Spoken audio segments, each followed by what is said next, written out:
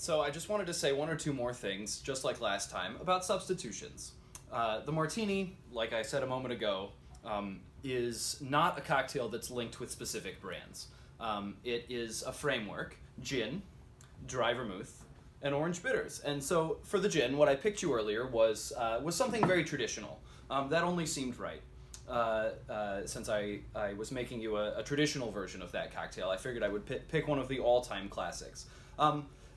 And last time, when I was talking about the Navy Strength Old Fashioned, I recommended against using modern gins.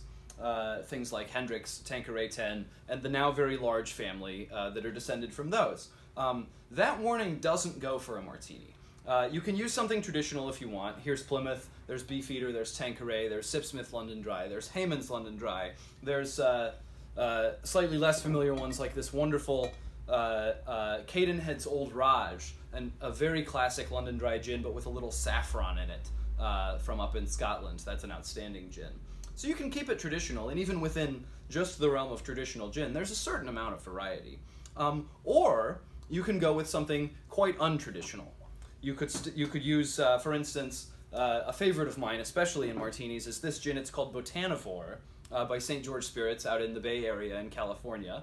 19 botanicals in there, a lot of unusual things that would never have been used in the time of Plymouth or Beefeater or Tanqueray.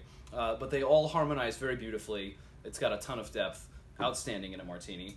Or for another example, this one is by Nikka, the Japanese whiskey distillery. They launched this a couple of years ago, and this one is fantastic. It's been, I think, a guest favorite.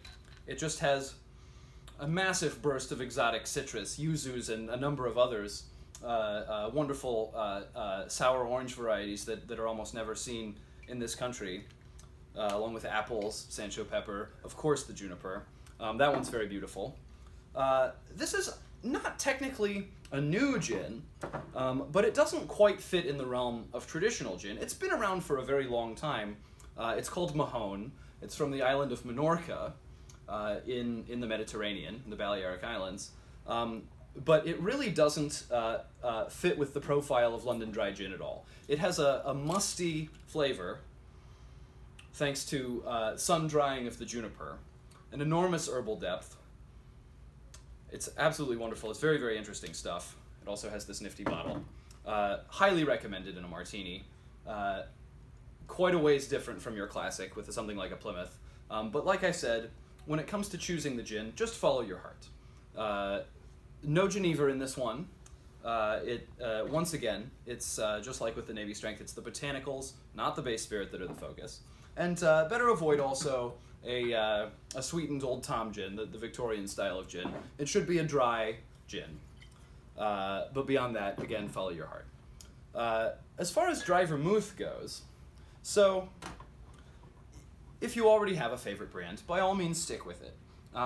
Here at Queen Mary, we've developed over the years a sort of a principle of choosing vermouths, which is that each style of vermouth is at its best when it's from the country where it originated. So, in other words, sweet vermouth should be Italian, and dry vermouth should be French. And this principle has been borne out by a number of enormous tastings that we've done with the entire staff, which have determined time and time again that our favorite dry vermouths are these two from France. One that I mentioned earlier, Noilly Prat, from close to Marseille, down on the Mediterranean coast. The other, Dolan, from a town called Chambéry, up in the Alps, in the French Alps. These are the two definitive dry vermouths. They are the two products historically that created the category of dry vermouth, and they are still our favorites. Now, that said, they're quite different from each other. Noilly Prat has a rich botanical profile led by chamomile. It's a little bit oxidative because it's aged in barrels where the wine is allowed to be exposed to the air, and it has a bit of a maritime character because the place where those barrels are stored is right by the sea, and the character of the sea air, believe it or not, does have an influence on the wine. So this one, Noilly Prat, has quite a big, rich, heavy character as dry vermouth goes. Dolan here is the opposite. It's still got that chamomile, but there's nothing oxidative about it, and it's a little fruitier and fresher, mint if I'm not mistaken. It's a little bit floral, much more delicate. So a richer vermouth character, a lighter vermouth character, both cases absolutely delicious.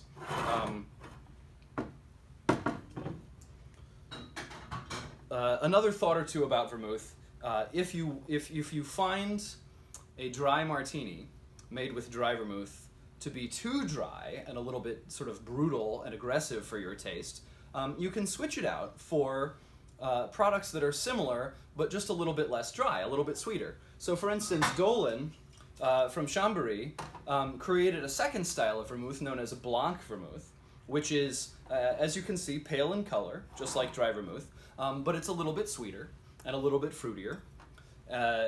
It makes a beautiful martini.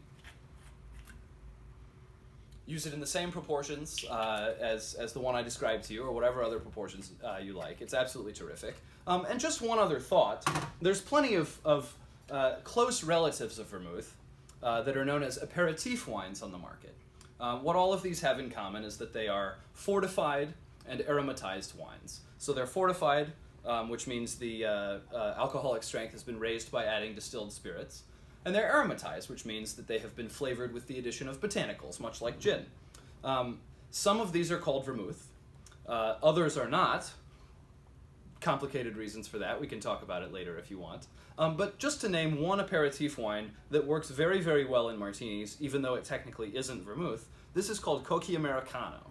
It's from the Piedmont region of northern Italy, and it's got a whiff of bitterness from gentian.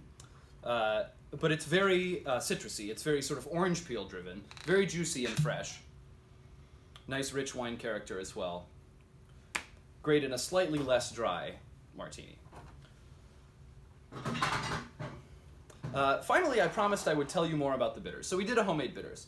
Making homemade bitters is a lot of work. It takes a lot of patience and a whole lot of trial and error. We've spent years perfecting this recipe. I'd be happy to talk to you sometime if you want about making bitters. But for today, what I figured I'd better do is just suggest a couple of commercial brands that I think are great and work well in a martini. So the reason we do a homemade orange bitters is that we haven't found that there's one single definitive commercial brand that answers everything we want from it. However, I have some favorites. By far the most common and widespread is this brand called Regan's. It works nicely in a martini. The orange flavor in it is very dried as opposed to fresh, and it has a very heavy spice character, I find, especially cardamom. It works fine in a martini. Doesn't happen to be a personal favorite. I look for a little more freshness. For that, certainly, this is the Angostura orange bitters. Same people as classic Angostura bitters. They do an orange bitters. This one's very fresh. It's a little exotic, though. It's very like tangerine and mandarin and a lot of exotic spice instead of just plain old fresh orange. And it tends to sing a little bit too loud in a martini. So if you do use this one, it's a great product. Use it very sparingly. By far my favorite commercial bitters is this very boutique and small production one from right here in Chicago. It's called Weatherby's Orange Saffron Bitters. And the saffron note is very heavy and is very beautiful. It's made by an old friend and longtime colleague of mine, Greg Butera. Sold all over Chicago. Absolutely terrific stuff. If you can get your hands on this, this one would be my main pick of the commercial bitters. And then I just wanted to say one last thing about the proportions in a martini. So the one I made for you a moment ago was 2 parts gin to 1 part dry vermouth to 1 dash of orange bitters. But the wonderful thing about a martini is that it's totally flexible with respect to the ratio of gin to vermouth. So you can make it as wet as you want, wet meaning relatively more vermouth, or as dry as you want, dry meaning relatively less vermouth and hence more gin, and it still counts as a martini. It'll still taste like a martini, and it'll still be delicious. We always keep our total size of our martini to about 3 ounces between the gin and the vermouth here at Queen Mary.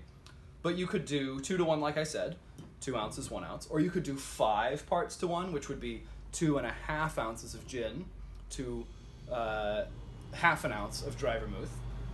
Or you could do 3 to 1, that also works very well within a 3-ounce build. Or you could even do what we call a 50-50, or an equal parts martini, with 1.5 ounces of dry vermouth and 1.5 of gin. And if that sounds crazy to you, if that sounds like an outrageously wet martini, just give it a shot sometime. It might take you by surprise. If your vermouth is fresh, if your vermouth is quality, it makes a truly, truly beautiful drink. And if you try that and like it, and if you want to go even more off the deep end, you could do what we call a reverse martini and pour 2 ounces of vermouth and only 1 ounce of gin. You gotta like vermouth a lot to do that. Man, it's a pretty nice thing though. That's the whole story about the martini. Let me know if you have any questions, and I hope to see you again soon. Thanks so much. Cheers.